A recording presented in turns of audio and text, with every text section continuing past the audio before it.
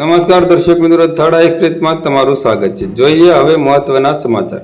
ભારતીય બનાવટના ઇંગ્લિશ દારૂની બોટલ નંગ 183, કિંમત ₹61,738નો મુદ્દામાલ ઝડપી પાડતી ભાવનગર લોકલ ક્રાઇમ બ્રાન્ચ.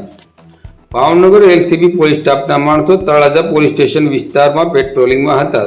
તે દરમિયાન બાતમી મળેલ કે ગોરખી ગામના લાલજીભાઈ ધીરુભાઈ ભાલિયા રહે ગોરખી, તાલુકો તળાજાવાળા ગોરખી ગામે ભૂતડા વિસ્તાર તરીકે ઓળખાતી વાડીએ ભારતીય બનાવટનો ઇંગ્લિશ દારૂ સંતાડી રાખેલ છે.